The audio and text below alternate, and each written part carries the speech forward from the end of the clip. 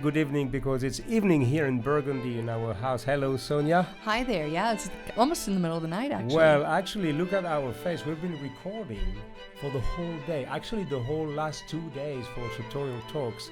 So today, we're going to do something extremely different. We have here in this glass questions that my wife, and she's been looking with some other people of some question, and I have no clue. Well, to be honest, I know one question out of, I don't know, how many questions? I don't know. I think there's 9, but we'll choose maybe 4 or 5. Okay, and we're going to do it live for real, because this is not our style to cheat on you, and so just, we don't say cheat on?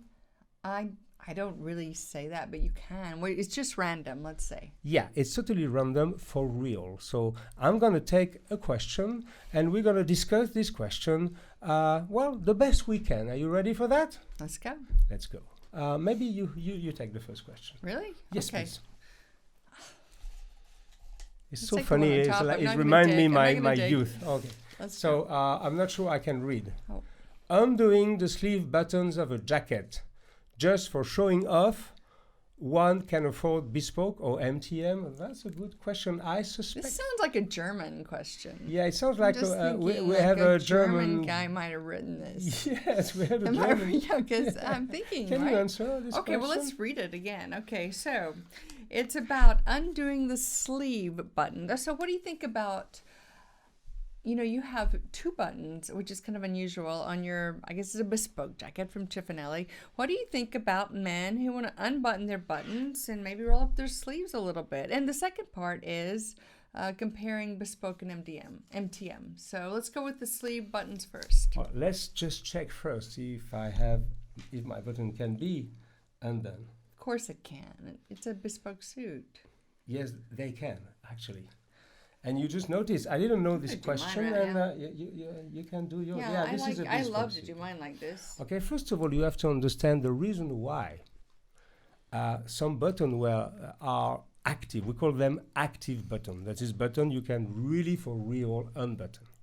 What's the purpose first of an unbutton button? Because people, they now take this as a kind of a aesthetic thing.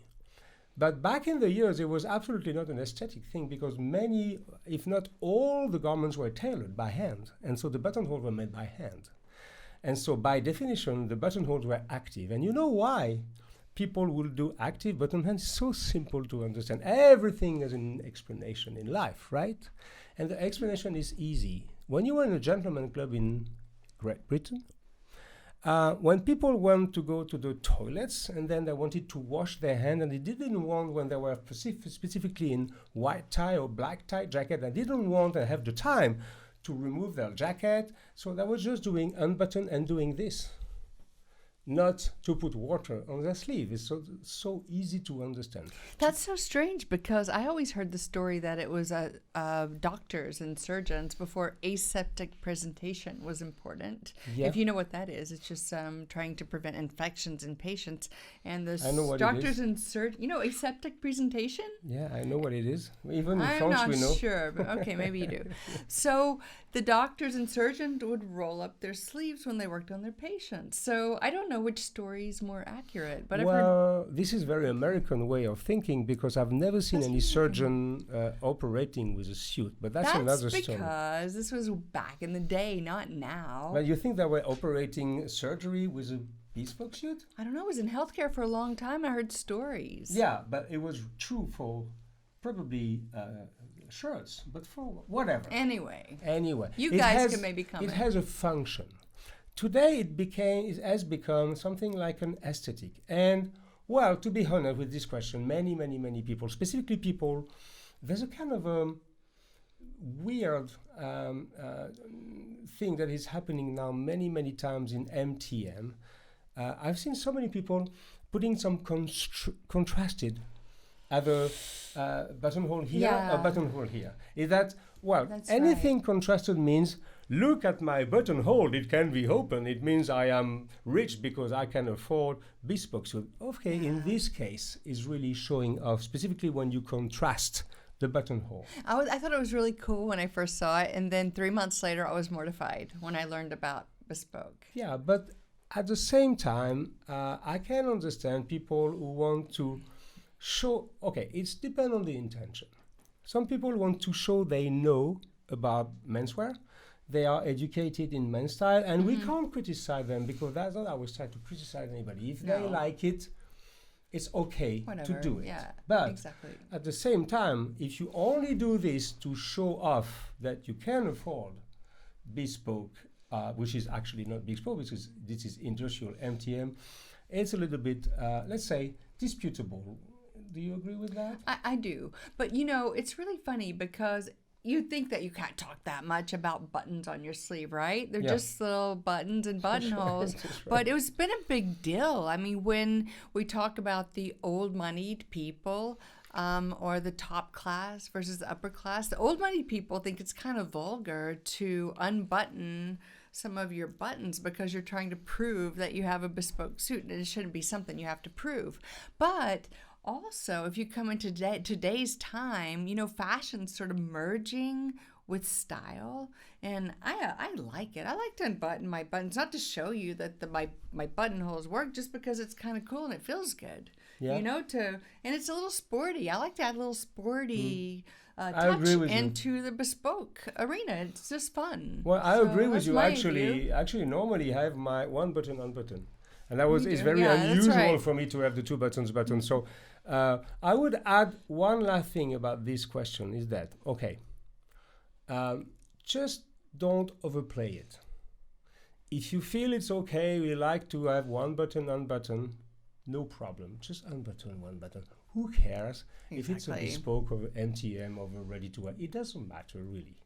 The only thing is that if you overplay it by, for example, contrasting your buttonhole or try to say hello to the people and say, Yeah, like it's that, a little you know, strange. it's That's a little right. strange. That's right. Elegance is also about, you know, assuming what you want, assuming your desires, assuming your style, and just being, and I know it can look like a cliche, but it's really about being who you are. And if you want to, you know, to have a buttonhole unbuttoned because you see, you think it's a little bit like nonchalant. It's a bit about lâché, we say in France. Just do it. Spazzatura, There's right. no problem with that. And you know, sometimes those buttonholes don't work. And it doesn't mean it's a horrible suit if they don't work. It doesn't really mean that, No, because there's no. places like Belvest and San Andrea, which are these big Sartorial, and they actually have Fantastic. a lot of handmade operations in their Yeah. suit. And so don't reject a suit just because the buttonholes don't work. It could actually be a pretty decent suit with some canvassing and some handmade operations.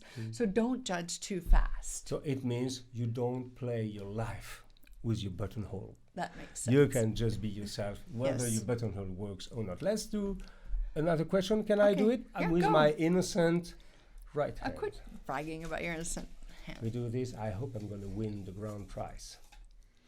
So, you read this one. I read the last one. Okay, so I read this okay, one. you no read that problem. one.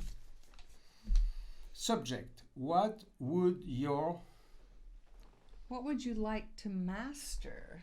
Oh, you have to take this one. What would you like to master in the sartorial world? What would I like to master in the sartorial world? Well, that's a very interesting question. Well, what would I like to master in the sartorial world? I've never heard you There's- speak without words. Well, no, I mean, there's so many things I would like to master because people think, okay, well, you go Jacomet and Sonia Glynn, Parisian Gentleman, 12 years in the sartorial world, a blog and YouTube channel and Instagram and Facebook and 3 books with multiple re-edition, and we are looked upon as experts. As this we know, as if we knew everything about style. That's right. Well, I have a secret for you. We don't. We don't know That's everything true. at all. We just love it. We love to talk about it. We love to share what we know, but we don't know everything. There's many, many things we don't master. For example, I don't master tie knots. Everybody say, oh my God, I'm going to ask this expert, Hugo Jacomet, about the tie knots. Well, I'm going to give you a secret. Until, 5 years ago, I only knew one. I know how to do a 4-in-hand because there's a basic of basics. But apart from that, I can say today I'm still pretty much unable to do a full Windsor. Not because I'm unable to do it, because I don't like it. so I didn't bother to learn it.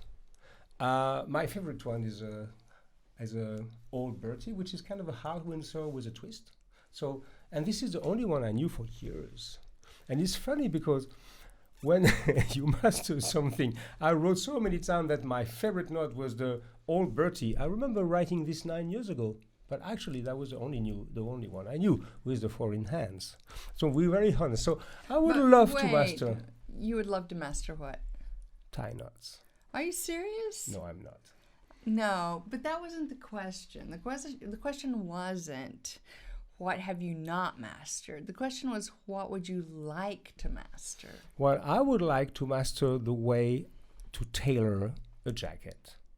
When you look at what a tailor is doing on real tailoring, like Maestro Cifonelli, Maestro Panico, Maestro Sexton, Maestro Liverano, Maestro, Pirozzi, Maestro, even the Michael Brown, Joe Morgan, David Taub, all these people we admire. Mm-hmm. It remains extremely esoteric for me to understand how they craft these jackets. How I've seen Lorenzo Cifonelli drawing with a paper, a craft paper, just with a piece of measurement is like that, because they have so much work. That's right. And this guy in 10 minutes, he's just drawing like that, a jacket on a craft paper. That's very impressive. And I have to ask you, do you understand when the tailor rips your sleeve off, during the second fitting? Do you really understand that? Not really, but okay, some of them are putting a lot of drama on that. Panico love to do this like... because that second fitting, they're really... Because they're marking it, and then they're ripping it. Exactly, because the sleeve is not real. And so, yes, I would like to master more the technique of tailoring and of cutting, but there's something which you may not know, is that there's not one technique, but there's as many techniques as you have tailors. That's right. I give you an example. Some people like Lorenzo Cifonelli, they cut with real fabric.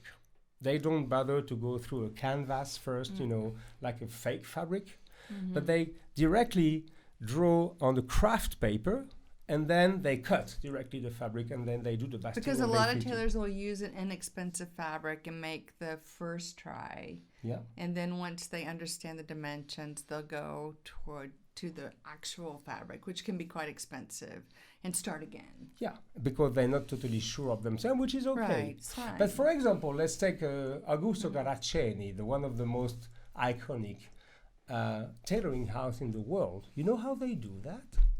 They draw the pattern on a pool. This green carpet you play pool? Pull on, the felt. It's felt. How do you call this? We just call it felt. It's not billiard. complicated. You say billiard, in fact. Billiard. So it's a kind of a red green carpet, and they take a shark, and they draw on the carpet. Yeah. And when they're not happy, they don't do this. Sorry for the sound. And the shark is going away, and they can redo it, and then from this, they make a pattern. This is very strange. It is. Some people draw directly on the fabric. Pino Peluzzo is drawing on the fabric. That's right. Cifonelli is drawing on a craft paper. Caraccioli drawing on this how do you say? It just felt carpet. Fabric. Fabric. So there's no one technique, but I would like to master more the way a suit is crafted. But you know what? When I said that, on one hand, I would like to master it more, but on the other hand, I like not to know it very well because it remains esoteric for me. I understand that. I'm a technical person, so I wouldn't mind spending 3 or 4 days with a tailor and. You mean 3 or 4 years? Well, no, I don't, that would take too long. I just want the gist of the matter. No, but I mean to master it, takes probably 3 or 4 lives. I just want a good grip on it. So, okay, let's go to the next question. next one. I'll draw the next one. So let's take the one. Oh, you take the one on the top. Okay, fine. I'll take this one. I hope. Oh, maybe we have to take this one also that'll be for next. later. Okay. Maybe we won the grand prize. We never know. So Austria, 12 points. I don't even want to know what you're talking about. What is the importance of the shoes? That's for you. Oh, well. When I hear that question, I think of our dentist from Chile, who That's was right. quite an accomplished man. In fact, he taught implantology of the teeth to dentists in Paris, and we met him on a plane one time. Yeah. And Hugo His was name is Eduardo Mann. Eduardo Mann in Chile. Yes, and I was just kind of sneaking a peek over at his computer. I normally don't do that, but it was Wow. a lot of weird teeth pictures, and I couldn't help but see them. Anyway, I ended up talking to him, which I usually don't do on a plane, but we decided that he would be our dentist after we talked to him. Anyway, we brought him In to Chile. Paris. We brought him to Paris, and he visited Alton. It was Alton? Alton, Yeah, Gautier. Alton. And he kind of was just dressed down, like a lot of people in their late 30s. And he got a new pair of shoes at Alton, and wow. He was just in jeans and some kind of sports shirt. I mean, he put those shoes on, and it totally transformed him. And I was shocked because I thought, how can just a pair of shoes do that for a guy? Yeah. And since that time, I've been sold on the power of a good pair of shoes. Well, for me, you know my passion for shoes. Our new book is on shoes. The new book I wrote is going to be out very soon, probably in a few weeks. For sure, is already, you can pre-order it in French, and then in English, going to be out probably in January or February. It's a book on shoes. This is one of my passions. My grandfather was a shoemaker. The answer to this question is extremely simple. Shoes are the foundation of style. You can have the best suit you can have the best shirt in the world. You can have the most expensive Vigonia suit cut by the best tailor in the world. If you have a pair of crappy shoes, you will look like nothing. Because, well, I mean, I don't want to be like cliche again, but it's very well known that what women look first when they look at a man, okay, well, they may look at his face, but they look at the shoes very quickly because it tells a lot about people. It's somewhere in the 5 things, probably. Well, I mean, it tells a lot. Yeah, it tells about how people care about themselves, and it tells also, well, it doesn't, hey, guys, don't look at your shoes immediately, but because sometimes it's a little bit embarrassing what we say. But, well, that's true. It's a foundation.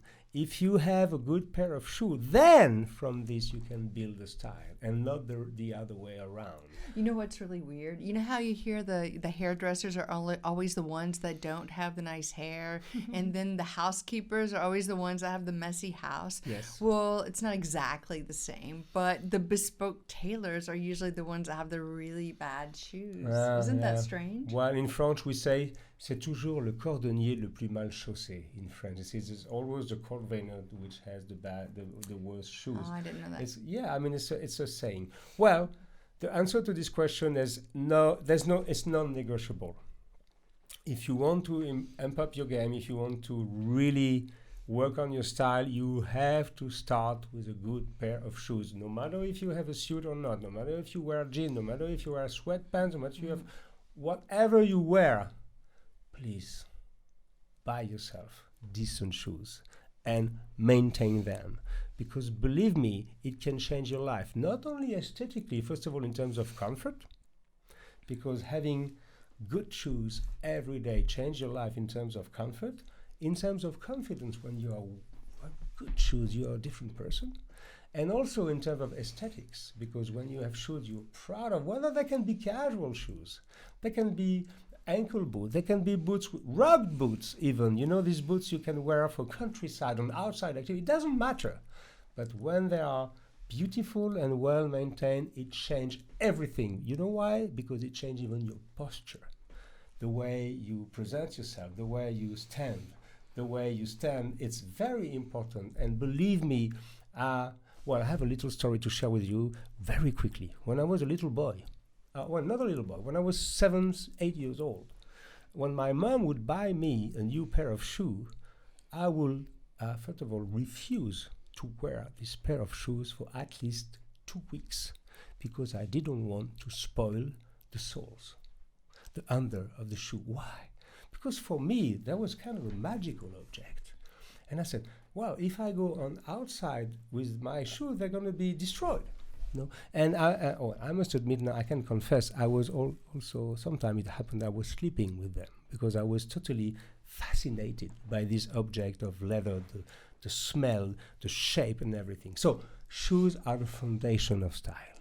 But you know what? Okay, you don't sleep with your shoes now. I can tell. Oh wow!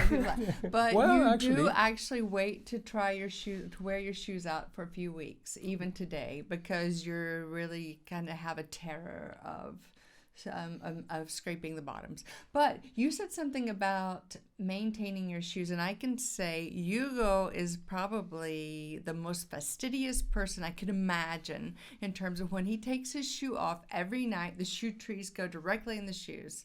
And he's trying to train me after all these years, and I'm about 80%.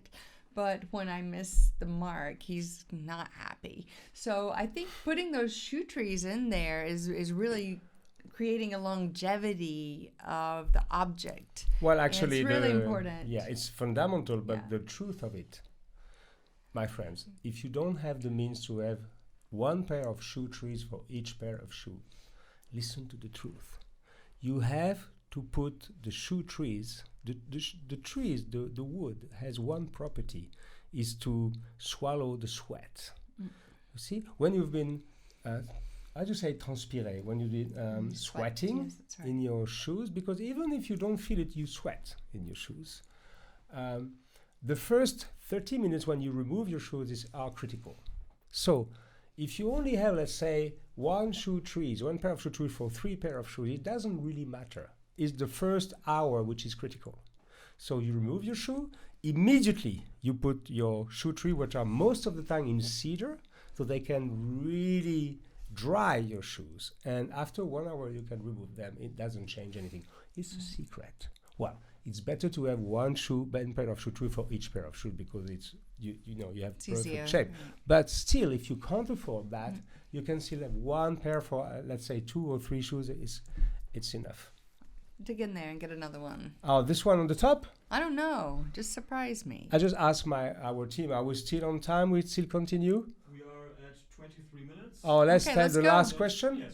Fantastic. Yes. We are live. We're You see, here we with- yes, speak with to our team. Benjamin and Cosmos. Yeah, we have our team is from Greece and from Germany, so we have an Yes. international team tonight. Yes. So, how did you become a men's style reference? I think it's for you, darling, because how can a woman you wrote become? that. You wrote that. Now you said to do that. Yeah, That's I right. ask you because a lot of people ask the question to Sonia. How can a woman give style tips to men? Is it legit to do that? Is it why? How can? So explain to us. I will give you my take on that. You don't like this question, I know. Well, I mean, I really don't even know what I'm going to say. I just, I was in science for a long time, and I became a technical writer after that. And I wrote, I did personal commissions for people. And one day I saw him on Twitter and asked him if he wanted me to write about style from a woman's perspective. He said yes. So I started doing it. And, I really put everything into what I do, no matter what it is. It's like an actor who is going to play somebody who's poor and he actually starves himself for real to play the scene. Well, in my scenario, I decided if I'm going to write about men's style, I'm definitely going to experience it to the nth degree. And so when I did, I liked it a little more than I thought I would. So I really started to immerse myself in bespoke. And I don't know if I'd call myself a reference, but I can say I know it from A to Z. Maybe Most of the letters. Yes. I might miss the P and the Q and maybe the R, but I know a lot about bespoke. And so maybe just based on my knowledge and my what do you say, more the spiritual aspect or the sensory aspect, I think that people can see that and pick up on that intuitively, and they just want to hear sometimes what I have to say. I think it's pretty basic. Well, I have something to say about that, which is very important, and I want to say it once for all. First of all, Sonia is probably one of the most knowledgeable women on the subject on men's style in the world, and everybody knows that. I mean, in our community, there are very few women who are speaking about men's style. But I want to add something which is, for me, extremely important.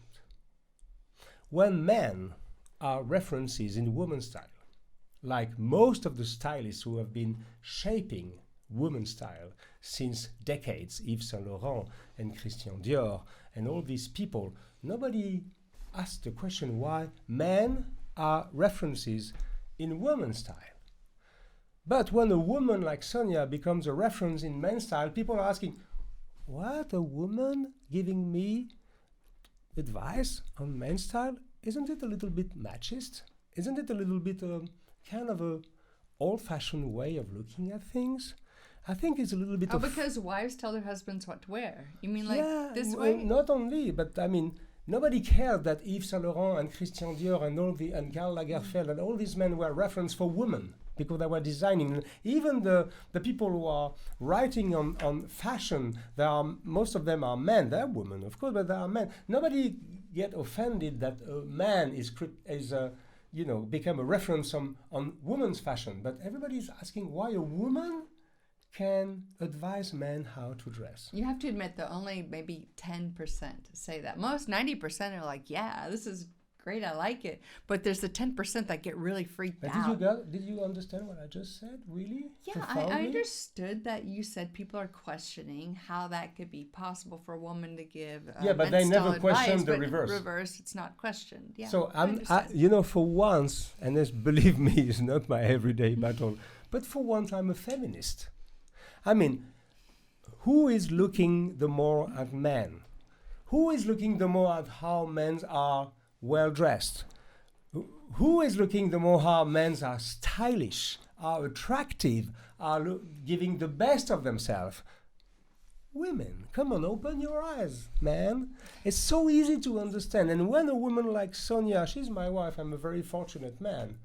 She really, I live with her. As I was about to say, I know her. I mean, I live with her 24/7 pretty much. We travel together, we study together, we write together, we broadcast together, we record together, we do everything together. We eat together, we drink together, we study wine together even. But at the moment when I know her, she's really deep diving into this subject. She's more technical than me. She knows more than me about tailoring, much more than me on the technical side. And honestly, when a woman, the last YouTube episode we put on YouTube is called Men in Suits, What Women Think. It's one of the most successful videos. So it matters, the eye of a woman on men's style. It's probably more, I would say, legit than men looking at men and just, this kind of, I don't have anything, hey, people from Cypher, I love you, my friends. But sometimes they discuss for 3 weeks on the button down, on the number of centimeters, the number of stitches per millimeter or per centimeter. Who cares? What is very important is what you project as an image and what you say with style. And a woman, and specifically a woman like Sonia, she's very knowledgeable on the subject. She's a fantastic advisor for you all. Well, that's very kind. This article was mainly on what women as a whole thought, just not me. But it was more of a research report, But anyway, but people, you are an artist, so in your way, you say you don't know a lot about the technical aspects of things, but what you know is the sensory part of it, and you see the big picture, and you bring that together for people, and you move people emotionally, and I think that's kind of missing in this arena, so I think you fulfill that need. Okay, so we're going to stop here because our team is becoming nervous about the battery. In production, it's not about the lenses, it's not about the equipment, it's about the batteries most of the time, and the batteries and the SD cards also, because we are very talkative. I'm very tired tonight. I have no idea to which camera to look at. It doesn't matter really. Thank you so much, my friend. See you for the next episode of our Sartorial talk show. Sure. And as we always finish our shows tonight, we're going to say to you, cheers.